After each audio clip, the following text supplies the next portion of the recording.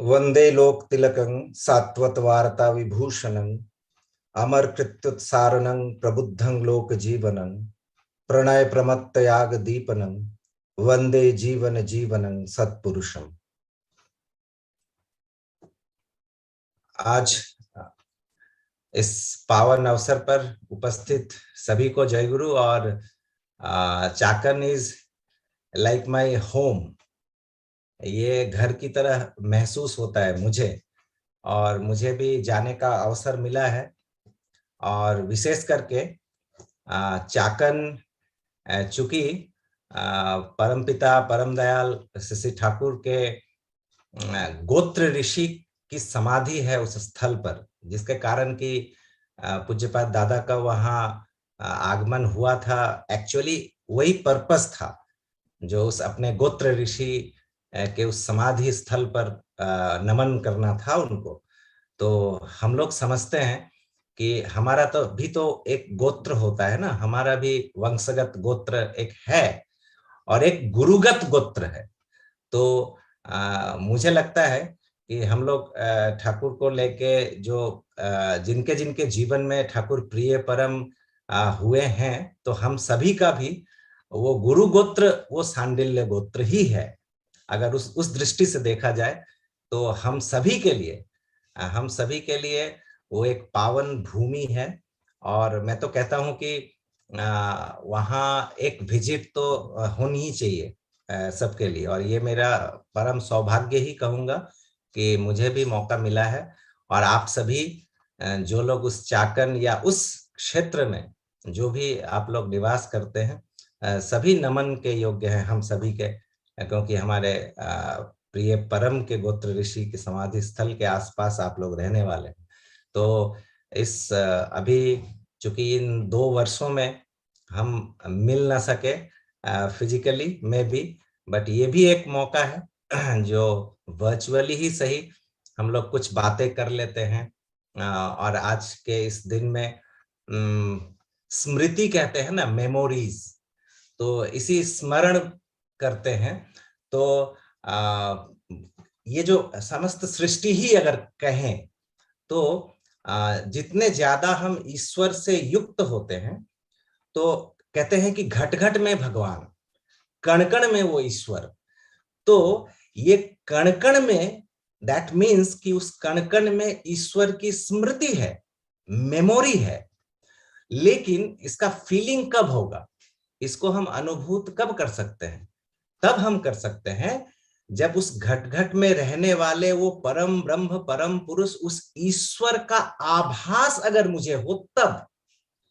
अगर परिचय नहीं है उस ईश्वर से, उस परम ब्रह्म उस परम पुरुष से अगर परिचय नहीं है, तो फिर थ्रिल नहीं होगा। हम उसको, हमारे पास ही है, हमारे हाथों में ही है, मेरे साथ ही है, लेकिन हमें उसकी समझ नहीं होगी। तो इसीलिए ईश्वर से युक्त हुए बिना हम एंजॉय नहीं कर सकते, हम उपभोग नहीं कर सकते, आनंद नहीं कर सकते किसी भी वस्तु का। उस चूंकि कण कण में वो ईश्वर है, तो जब तक उस ईश्वर का एहसास जब तक नहीं होगा, तो इस जीवन का, इस सृष्टि का भोग उपभोग कुछ भी, उसका सही मायने में हम आनंद भी नहीं ले सकते। तो इस स्मृति की बात जब चल रही है, तो आप देखिए कि चाकन मंदिर, जैसा अभी तुकाराम भी कह रहा था, नितिन दा भी उस स्मृति को चारण कर रहे थे वहां का।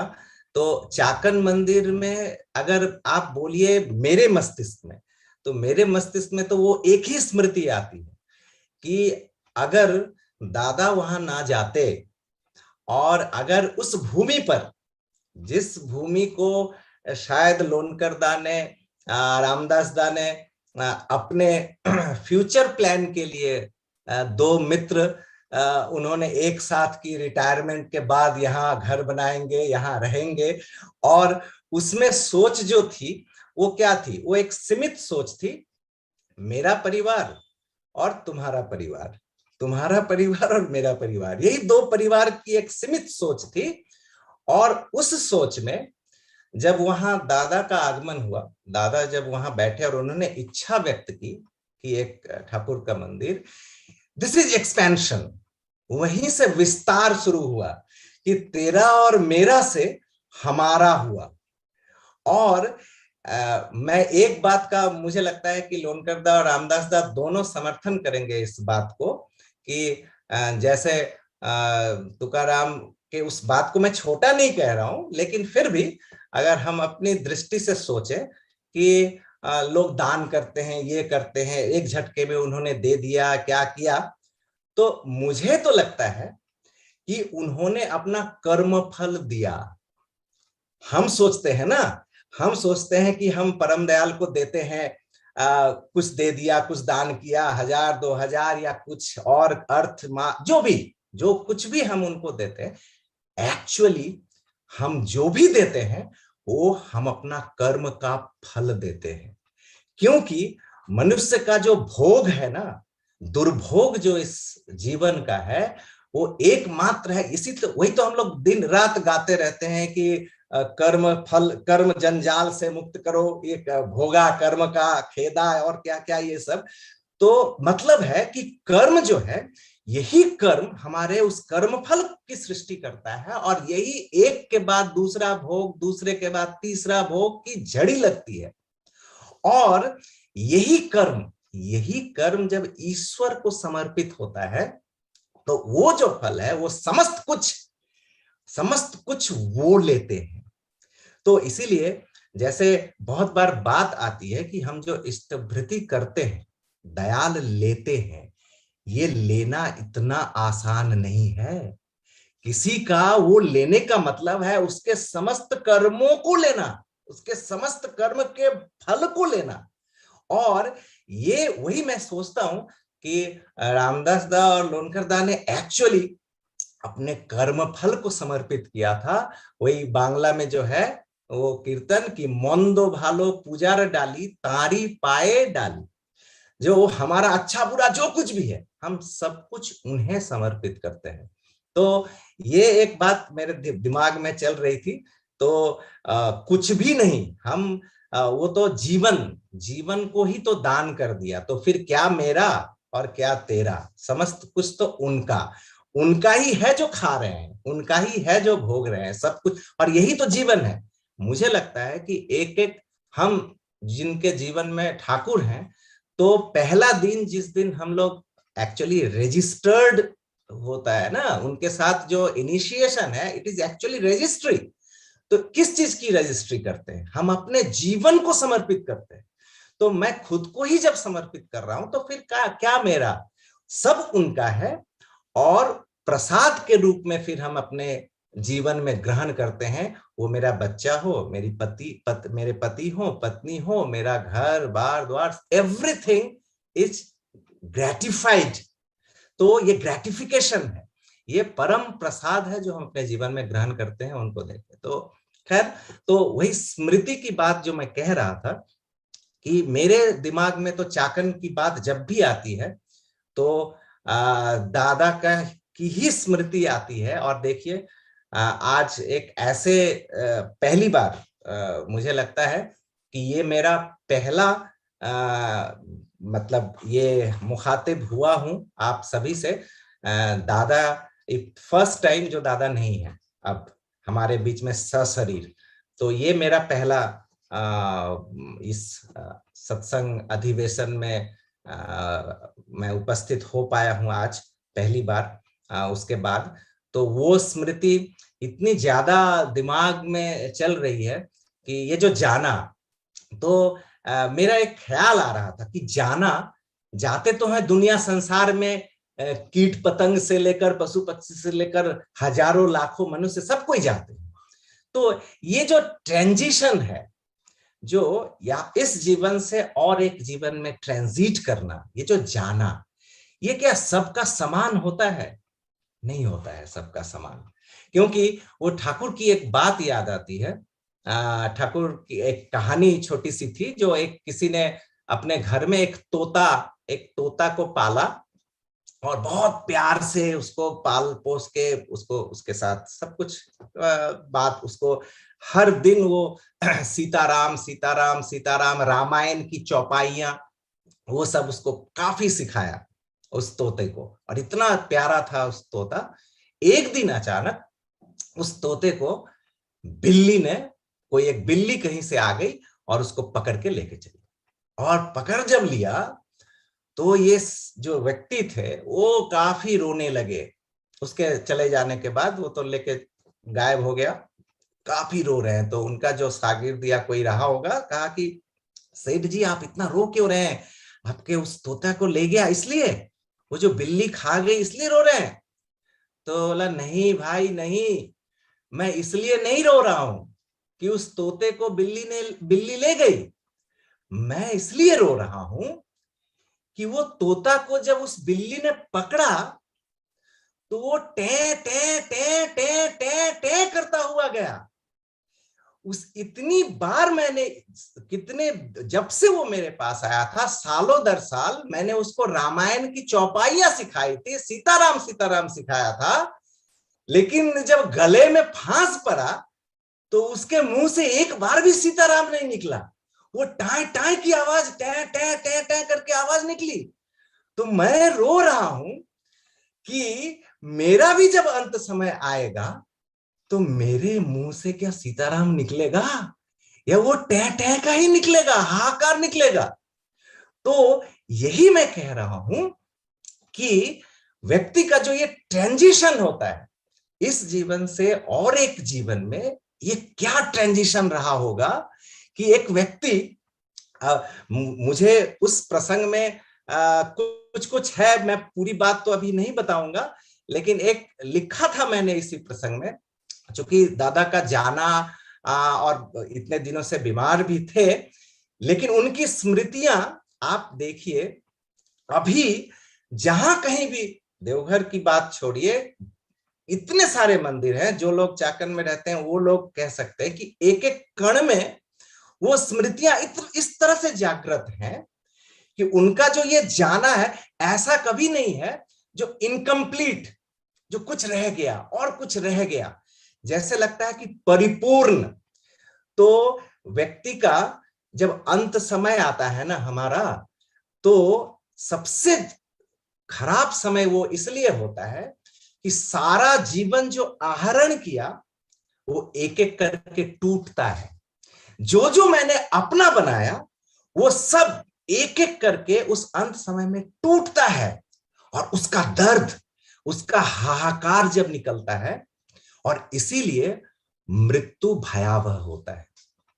लेकिन वो जीवन, जिस जीवन को ईश्वर में समर्पित होता है, जो प्रिय परम में समर्पित होता है, वो संपूर्ण जीवन जो प्रिय परम के लिए है, सब कुछ उस प्रिय परम के लिए किया, और जब जाना होता है वो भी प्रिय परम के पास जाना होता है।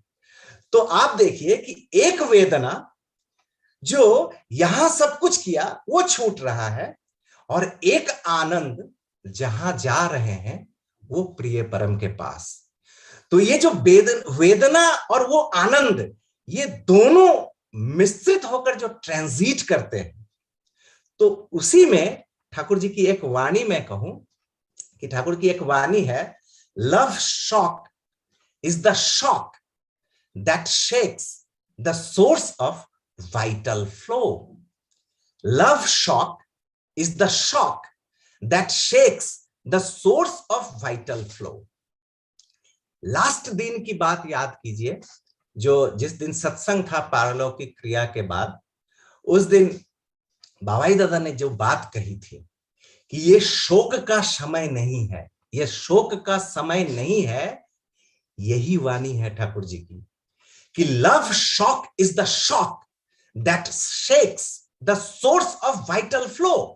ये जो लव शॉक है, मेरा जो प्रेम, मेरा जो प्यार, वो जो शॉक लगा है उस पे, वो शॉक क्या कर रहा है, उस पे एक ठाकुर जी की वाणी याद आती है। एक घटना, एक व्यक्ति आकर ठाकुर के पास बहुत रो रहे हैं, आकर जैसे होता है ना, जो मेरे प्रिय कोई मिल गए तो मेरे अंतर का सब दर्द उड़ेल के बाहर आता है। तो इतना रो रहे हैं। तो फिर ठाकुर ने पूछा क्या हुआ? तो ठाकुर, मेरी मतलब माँ से विरह हुआ है, माँ विगत हुई हैं, और वो आकर रो रहे हैं वो व्यक्ति कि ठाकुर मैं माँ को भूल नहीं पा रहा हूं, मैं माँ को भूल नहीं पा रहा हूं। तो ठाकुर मुस्कुराते हैं, कहते हैं पागल, तुम भूलना चाहते क्यों हो? तुम माँ को भूलना चाहते क्यों हो? माँ जैसा चाहती थी वैसा होने की कोशिश करो। माँ जो जो चाहती थी तुमसे, तुम वैसा करो, ताकि माँ जहां भी रहे फील करो कि मैं एक एक काम कर रहा हूं, माँ खुश हो रही है। तो भूलना क्यों चाहती?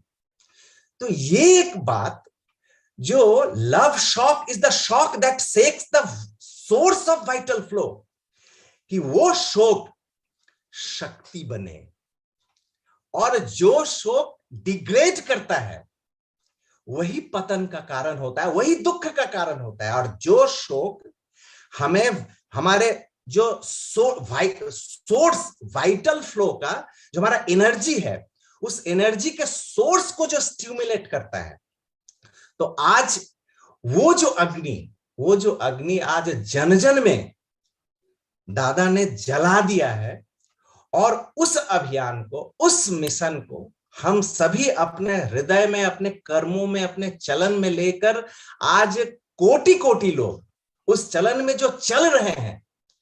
तो यही है एक्चुअली कि उस वाइटल फ्लो को, उस सोर्स को जगा देना, उसको स्टिमुलेट करना।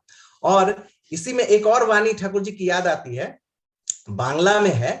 ठाकुर कहते हैं, भालो देखार चोख दुख आघात बिघ्ने देखे सुवर्ण सुजोग। भालो देखार चोख दुख आघात बिघ्ने देखे सुवर्ण सुजोग। इसका हिंदी अनुवाद में कर दूं कि शुभ देखने की नजर, शुभ देखने की नजर दुख आघात विघ्न में देखती सुनहरा अवसर। शुभ देखने की नजर दुख आघात विघ्न में देखती सुनहरा अवसर। तो ये दुख, कष्ट, आघात मनुष्य के जीवन में जब आता है, लेकिन अगर दृष्टि शुभ रहती है, और ये शुभ दृष्टि कैसे रहती है? शुभ के साथ युक्त जब हम रहते हैं, हम जब उस इष्ट के साथ, आदर्श के साथ जब युक्त रहते हैं, तो यही दुख, यही शोक, यही कष्ट, यही आपद, यही विपद, यही गोल्डन अपॉर्चुनिटी होता है, यही सुनहरा अवसर होता है। और ये फिर कैसे होता है? एक घटना विवेकानंद की जीवन की एक घटना है कि स्वामी जी के पास, विवेकानंद के पास एक युवक आकर कुछ कह रहे हैं कि स्वामी जी, मैंने बहुत जगह पर मैं लोगों से मिला, बहुत संत महात्मा, बहुत कुछ मिला, सत्य क्या है एक्चुअली मुझे तो आज भी पता नहीं चला कि व्हाट इज ट्रुथ, सत्य क्या है, ये आज तक मुझे पता नहीं चला। मैं प्रतिदिन दरवाजा बंद कर ध्यान में बैठता हूं, आंख बंद करके, लेकिन फिर भी मुझे शांति नहीं मिली आज तक। तो मैं कैसे समझूं सत्य क्या है, शांति क्या है, मैं कैसे? तो स्वामी जी कहते हैं कि तुम जो कर रहे हो इसका जस्ट रिवर्स करो, तुम जो कर रहे हो इसका जस्ट उल्टा करो। वो क्या, उन्होंने क्या कहा था? उन्होंने कहा था कि मैं दरवाजा बंद करके, आंखें बंद करके और ध्यान करता हूं, लेकिन मुझे शांति नहीं मिल रही है। तो स्वामी जी ने कहा कि तुम उल्टा करो। स्वामी जी ने कहा यदि शांति चाहते हो तो इसका विपरीत, दरवाजा खोल दो, आंखें खोलो, दरवाजा खोलो और अपनी आंखों को खोलो। एक्चुअली हम लोग ध्यान करते हैं, दरवाजा बंद करके एकांत में जाकर आंख बंद कर लेते हैं, हम अपने दृष्टि को भी बंद कर लेते हैं। परम पुरुष से युक्त होने से, पुरुषोत्तम से युक्त होने से, युगादर्श से युक्त होने से एक्चुअली दृष्टि खुलती है। मन का, हृदय का दरवाजा खुलता है। दिस इज कॉल्ड एक्सपेंशन, यही है विस्तार। और इस पे ठाकुर जी की एक और वाणी याद आती है। ठाकुर कहते हैं, let thy eyes be single, understanding will come spontaneously. कि let thy eyes be single, तुम्हारी दृष्टि वो एकाग्र होनी चाहिए, कंसेंट्रिक होनी चाहिए। तो हमारी दृष्टि का मतलब है कि हमारे जीवन का समस्त कर्म कंसेंट्रिक होना चाहिए, एकाग्र होना चाहिए। तो वो जो स्वामी जी ने कहा कि अपना दरवाजा खोलो, अपनी आंखों को खोलो और बाहर दृष्टि दो। कितने आर्त पीड़ित कष्ट में लोग हैं, तृष्णार्थ हैं, क्षुधार्त हैं। यथा साध्य उनकी सेवा करो, उनके लिए कर्म करो, फिर तुम्हें वो सत्य दिखाई पड़ेगा, फिर तुम्हें वो शांति दिखाई पड़ेगी। परम पुरुष, परम पिता जिनके आश्रय में हम लोग आश्रित हैं, उनके जीवन को आप देखिए। मैं कहता हूं ना, मैं बहुत सारी जगह पे मैंने कहा है कि अगर किसी भी प्रश्न का उत्तर चाहिए, किसी भी वाणी को समझना है, या जीवन के किसी गूढ़ कोई बात, कोई समस्या, कोई कष्ट, आपद, विपद को अगर उसका समाधान चाहिए, कुछ नहीं, go through the life of our Lord. अपने प्रिय परम के जीवन में झांकिए, उनके जीवन को देखिए, उनकी समस्त वाणियों का भी अर्थ मिलेगा और संसार पारिवारिक जीवन के समस्त समस्याओं का समाधान भी मिल जाएगा। ठाकुर का जब जन्म हुआ तो ठाकुर की मां ने जब वो नामकरण हुआ ठाकुर का, किन 4 पंक्तियों के उस बातों पर ठाकुर का नामकरण हुआ, तो बांग्ला का है कि अकुले पोड़िले दीनहीन जने, पहला अक्षर देखिएगा, अनुकूल, अनुकूल। तो पहला, अकुले पोड़िले दीनहीन जने, नुआइयो शीर कहियो कथा, कुल दिते तारे सेधो प्राण पौने, लक्ष्य कोरी तार नाशियो व्यथा। इसका हिंदी अनुवाद 4 पंक्तियों का है, मैंने थोड़ा सा कोशिश किया था। ये भी उसी अनुकूल से, अनुकूल से बनेगा, बट लास्ट वाला चूंकि ल मिलाना थोड़ा मुश्किल हुआ है, लेकिन आप इसको समझ लेंगे। इस पंक्ति का अर्थ है, अकुल में पड़े, अकुल में मतलब बेसहारा, अकुल में पड़े यदि कोई दीनहीन जन, नुआना सिर, नवाना सिर, फिर करना बात। अकुल में पड़े यदि कोई दीनहीन जन, झुकाना मतलब नुआना सिर, फिर करना बात, कुल देने को उसको साधना प्राणपण से नाश करना देखकर उसकी व्यथा आघात।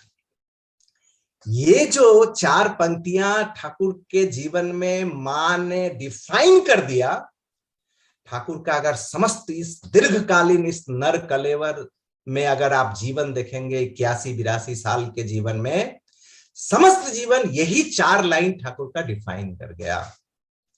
जो उनके ठाकुर के जीवन में जो कोई भी आए, एक घटना में कह रहा हूं कि जनार्दन मुखर्जी एक बड़े कम्युनिस्ट लीडर, जो कम्युनिस्टों को शायद धर्म कर्म का ये सब कुछ ये नहीं होता है, वो आए हुए थे जब ठाकुर के पास, और उनसे जब ठाकुर से पूछा था कि अच्छा ठाकुर, बाहर में मैं आपके संबंध में इतनी गलत धारणा क्यों मैं सुनता हूं, क्योंकि इतना मिथ्या प्रचार आपके नाम पर, सब घटना सुन सुनकर बड़ा कष्ट होता है, क्योंकि मैंने तन तन करके देखा है आपके पास रह के ये सभी बातें गलत है, लेकिन मैंने देखा है कि इतने असत प्रचार ये सब आपके संबंध में क्यों होता है। ठाकुर कह रहे हैं, इसका उत्तर में ठाकुर कह रहे हैं कि सुनिए, सत्संग में कोई भी आया, मतलब यहां, और सब जो सत्य बन गया है, ऐसा सोचना ही अन्याय है। अस्पताल में, ठाकुर कहते हैं कि अस्पताल में प्रत्येक जो आते हैं वो बहुत सारी विकृतियां, बहुत सारे शॉर्टकमिंग्स उसको साथ लेकर ही आते हैं। अब हॉस्पिटल के आसपास जितनी भी दूर दृष्टि जाती है, रोगी ही रोगी, और किसी की दृष्टि अगर उस पर पड़ जाए, सिर्फ रोगी पर, तो उसका मन कैसा होगा। लेकिन जब इन समस्त रोगियों के बीच में एक कोई डॉक्टर दिख जाता है, और उस डॉक्टर को देखकर तब मन में विश्वास होता है कि नहीं, मैं रोग मुक्त हो सकता हूं, तो ये डॉक्टर ही है जो एहसास दिलाता है, जो हां, मैं अच्छा हो सकता हूं। तो ठाकुर कहते हैं कि उसी तरह से यहां पर हर तरह के व्यक्ति आते हैं। अगर किसी को स्थान नहीं मिला, तो दुनिया में कौन सा स्थान है जहां उसको मिलेगा। मैं किसी को भी विमुख नहीं कर सकता, मैं किसी को। तो ये जो ठाकुर का मैं कहूं कि यहां पे कोई टेस्टिंग पॉइंट नहीं है, कोई एंट्रेंस टेस्ट नहीं है। यहां जैसा है उस तरह से वो स्वीकार करते हैं ठाकुर। और हम सभी से भी ठाकुर वही चाहते हैं कि हम सभी भी अपने जीवन में वैसा ही हो। और वैसा अगर हम मानते, एक बार ठाकुर जी को बहुत जोर खांसी हुई, काफी बातें चल रही थी, होते होते इतनी जोर खांसी हुई, डॉक्टर प्यारीदा थे, दौड़े दौड़े आए, दौड़ते दौड़ते आकर जल्दी से उनको दवा रेडी करके उनको दवा खिलाएंगे, और जो लोग बैठे हुए थे उनको बहुत जोर से डांटा, ए सब बाहर निकलो, बाहर निकलो, अभी ठाकुर का भी तबीयत खराब हो गया, बाहर निकलो। सबको निकाल दिया बाहर। फिर ठाकुर जी को दवा खिलाया। थोड़ी देर के बाद जब शांत हुए ठाकुर, तो इस पे ठाकुर कहते हैं कि इस तरह से जो उन लोगों को तुमने हटा दिया, उनके मन में तो व्यथा लगी होगी। तो प्यारीदा कहते हैं कि अरे व्यथा लगी तो लगी, आपका शरीर तो ठीक होना चाहिए, आपका शरीर खराब है तो व्यथा लगा तो क्या। तो ठाकुर तुरंत थोड़े से गंभीर हो जाते हैं, बोलते हैं तुम्हारी इस तरह की बातों से ही अगर उन लोगों के तरफ देखोगे तो मुझे तो कभी ठीक नहीं कर पाओगे, मैं तो हमेशा बीमार रहूंगा। तुम्हारी दृष्टि अगर मेरे ऊपर है, तो मेरे भी जितने सारे लोग हैं उन पर भी अगर तुम्हारी दृष्टि नहीं रहती है, तो मेरे ऊपर भी तुम्हारी दृष्टि नहीं। तुम मुझे देखते हो, मुझे चाहते हो, लेकिन मेरा जो सब है उसको नहीं चाहते हो, दैट मीन्स कि तुम मुझे भी नहीं चाहते। तो ये जो ठाकुर का जीवन था, तो मुझे लगता है कि हम सभी भी उसी तरह से उस अमीय जीवन को जब हम अपने जीवन में हमने ग्रहण किया है, हम सभी का जीवन भी, हम सभी का भी चलन भी, हम सभी का कथन भी सभी के प्रति, प्रत्येक के प्रति ऐसा ही हो, और हम वैसा ही। क्योंकि ये सब धर्म जो है, ठाकुर एक जगह कहते हैं कि तुम लोग ध्यान रखना कि धर्म मात्र इंस्टीट्यूशन बन के ना रह जाए। धर्म को दो पांव मिले, धर्म को दो हाथ मिले, धर्म को अभिव्यक्ति मिले। तुम प्रति प्रत्येक के जीवन में धर्म जीवंत होकर रास्ते से घूमे, धर्म जीवंत होकर परिवार में रहे। तो फिर से वो हाल ना हो जाए कि एक ऑर्गेनाइजेशन, एक इंस्टीट्यूशनल धार्मिक संस्थान बन के रह जाए। प्रति प्रत्येक ठाकुर चाहते थे, इसीलिए ठाकुर चाहते थे कि मुझे ठाकुर ठाकुर करना तभी सार्थक होगा जब तुम प्रति प्रत्येक ठाकुर हो उठोगे। और इसीलिए ठाकुर ने कहा था कि अर्थ मान यश इत्यादि पाने की आशा में मुझे ठाकुर बनाकर भक्त मत बनो। तुम्हारा ठाकुरत्व जल का जलत्व होता है, पीने से प्यास बुझती है।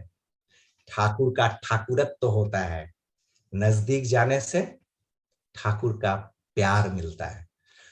ठाकुरत्व जगने का मतलब है कि ठाकुर के समक्ष जाने पर जिस तरह से स्नेह प्रेम अनुभूत करते थे लोग, हम प्रति प्रत्येक वैसे हो उठे। हमें देखकर बांग्ला में जो वो कहते हैं, कबे आमी एमन हबो आमाय देखे बोलबे लोके तुमी आछो जीवन बल्लभ। कब मैं ऐसा बनूंगा कि मुझे देखकर लोग कहेंगे तुम हो जीवन बल्लभ। तो कब मैं ऐसा बनूंगा कि मुझे देखकर लोग बोलेंगे कि ठाकुर ऐसे थे। और ये रिस्पॉन्सिबिलिटी प्रति प्रत्येक पर है। तो उन्हीं स्मृति को लेकर जो पथ हमसे पहले, हमारे से पहले या हमसे आगे जो हमारे गुरुजन जो दिखाकर गए हैं, दिखाते चल रहे हैं, हम उसी पथ को लेकर प्रिय परम को अपने वक्षस्थल पर, अपने हृदय पर उनके उस चरण अंक को धारण करके हम चल सकें। यही संकल्प इस सत्संग में हम सभी लें। और फिर मैं पता नहीं समय कम ज्यादा क्या,